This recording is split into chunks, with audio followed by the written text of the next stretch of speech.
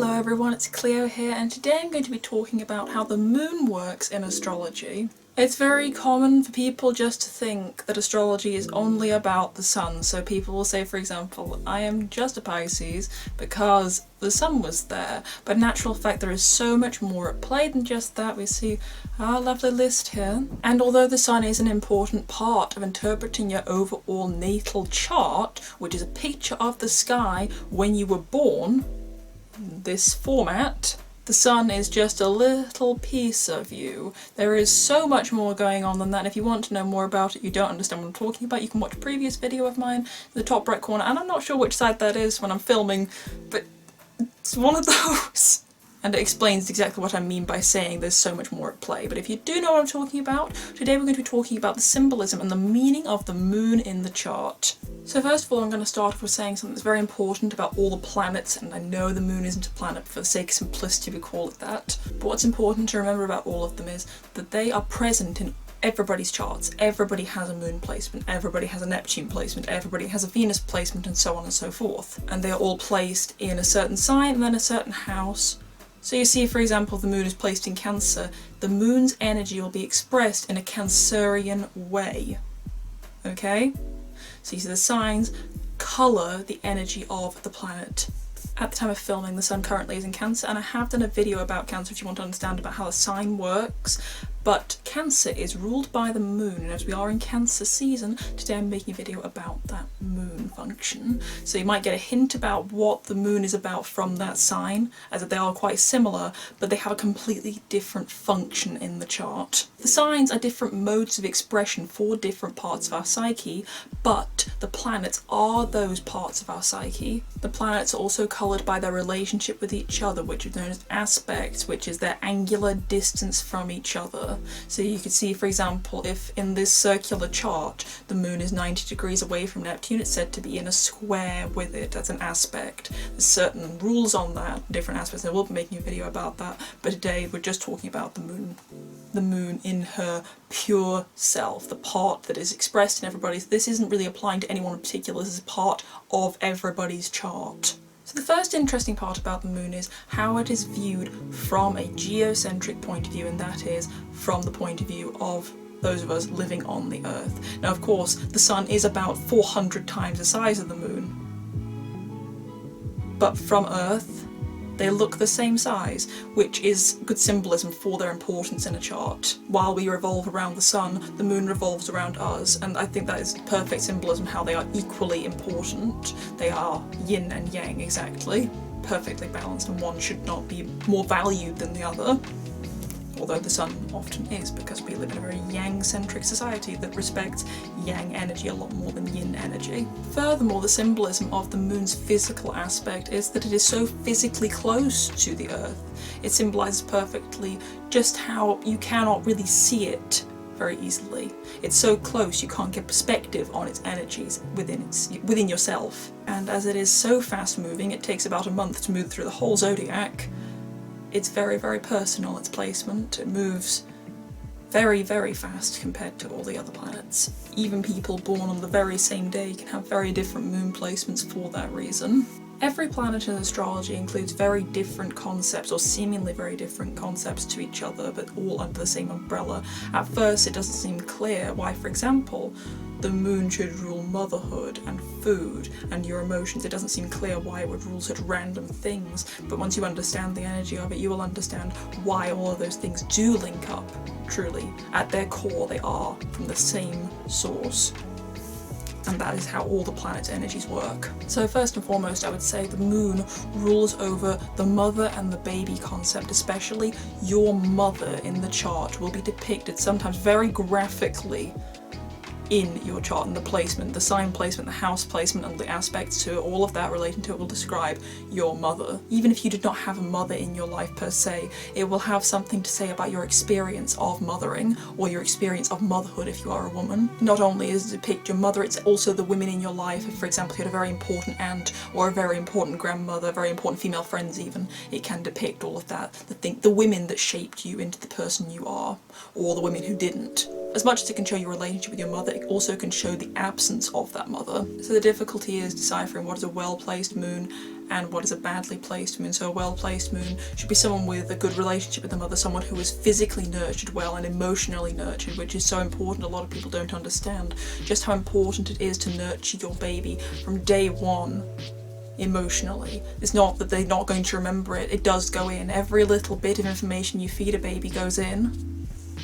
And even if they're not going to be able to recall it, it will affect their lives forevermore. But of course all that unconditional love and that safety, that nurturance can be flipped around. Your mother can withhold all of that, can nearly destroy her baby, or can destroy.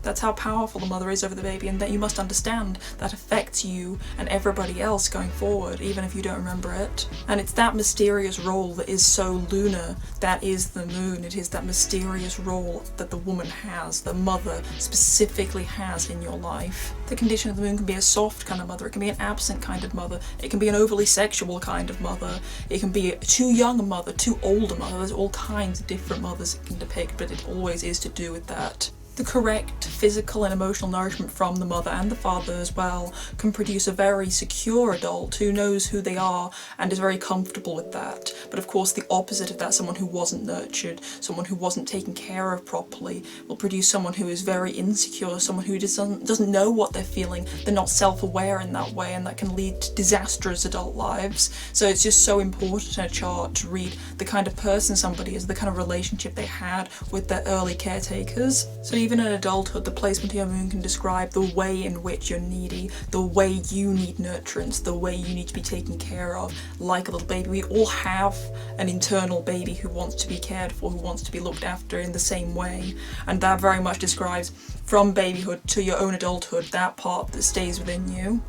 And of course, going on from that concept, the moon is all about how we respond to things. Your first reaction is very lunar. It's that part that doesn't think, it just feels, it's instantaneous. You go into a very lunar mode of thinking when there's a disaster or an accident. You just immediately jump for it. It's when you're not thinking, you're not analysing anything, it's not rational. You just know in that instant you have to go and react, and that is very lunar. Some people can have a very delayed response depending on the placement of the moon in the chart. Some people can be very, very fast. Some people more helpful than others, some people more emotional than others, and all of that, the way you react is very lunar. The moon is instinctive. It's quite animal in that way. It's not rational, and it's sometimes very immature in that sense. Some people are just going on their lunar instinct, they're not thinking it through, and that's not a very mature way to be most of the time. It's a very necessary part of you, but if we are led too much by that behaviour, we'd start to behave like children again. And of course that is that energy once again, that internal child. So you see once again these energies that don't seem to match, they have the same root, and you're starting to see that here, how reactions and your emotions have the roots set up in childhood, and it's all part of this same idea that is the moon. The moon is also about how we feel secure and where we feel safe, and therefore of course about our kind of home and what makes us feel comfortable. It's all about not what we want but what we need, because there is a very distinct difference there.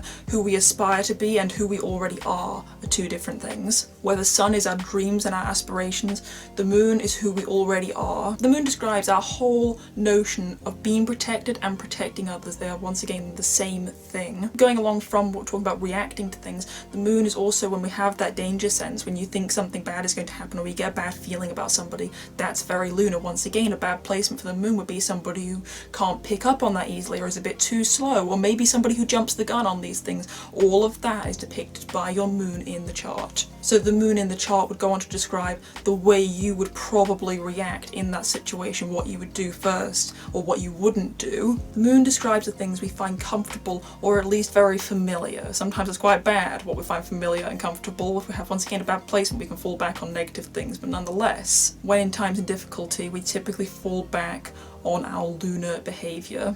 And the primary thing of the moon is describing our moods and our feelings.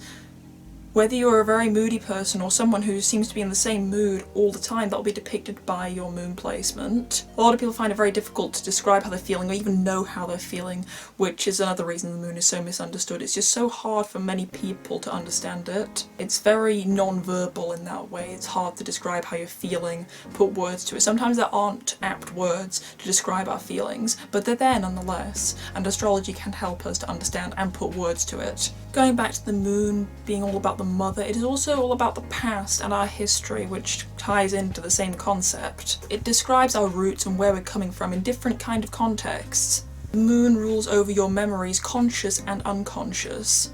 Our moon describes our attachment to people, to places, to things, to stories, to ideas. It's our attachment to that emotional sentimentality about things. Sometimes being overly attached to these things can hold us back and stop us moving forward to a brighter future, but that's exactly what makes us feel comfortable sometimes, having some familiarity to fall back on. In old age, when people feel they have very little to look forward to, they start looking back, which is a very lunar thing to do. So you see it kind of goes full circle. You are at your most lunar often at the beginning and the end of your life. Of course, when people become very old, they tend to become involved much more again with the everyday tasks of mundane household life, and that also is very lunar. It's all about the home. It's all about everyday life. It's about making sure the routine is met. It's all about routine as well. It's about making sure the meals are on time. It's about making sure you water your plants, making sure everything's tidy in the house, just sticking to your whatever your routine is, and that also is depicted the kind of routine you're likely to have. But it's very much about that day-to-day routine. They say that, of course, your life is just made up of days at a time, one day at a time, and that is very lunar, the way you live that one day. Whereas the sun is all about the future and about major life decisions, the moon is really more about small decisions, like the kind of thing we're going to have to eat. Something as simple as that, that's very lunar. So of course we can say that the food is also ruled by the moon. Every habit, the kind of foods you like to eat, the way you like to eat it, when even, can be depicted by the moon. We can take this metaphorically and literally as to what feeds us. The moon is what feeds us and how we feed others, literally and emotionally. It's how we interpret other people's feedback as well, and the kind of feedback we give them. Eating disorders, all their varieties, also very lunar, and you can look into the psychology of all that. We're not going to get into it. Most people do not have these problems, but that also would be depicted by the moon. The moon describes how good we are at accommodating others and how good we are at adapting to everyday situations. It can also physically describe the kind of house we grew up in, along with the fourth house. A lot of these things are along with the fourth house, but it's also especially the moon, the kind of house we grew up in physically and emotionally. Our home is the place we retreat to feel safe, and in that sense is very much like the womb, and we relate it very much to that psychologically. The moon sign, I would say, is what most people, when you live with somebody, you come to know them as their moon sign more. When you first get to know somebody, you'll see them more as their rising sign.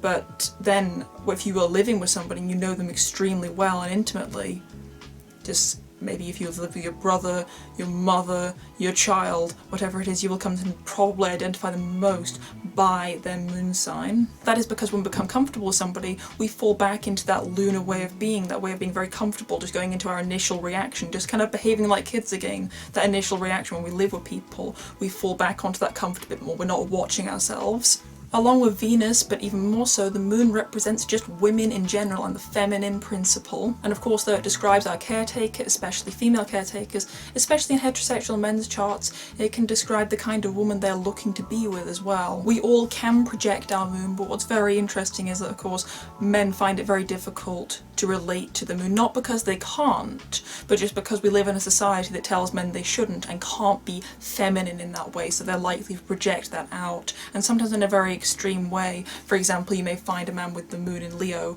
be attracted to and end up with women who are very dramatic in that way, whereas you might find that a moon in Leo woman is not so strongly dramatic in that same way because she's learned to integrate it into her character as opposed to projecting it, and that's an important distinction to make.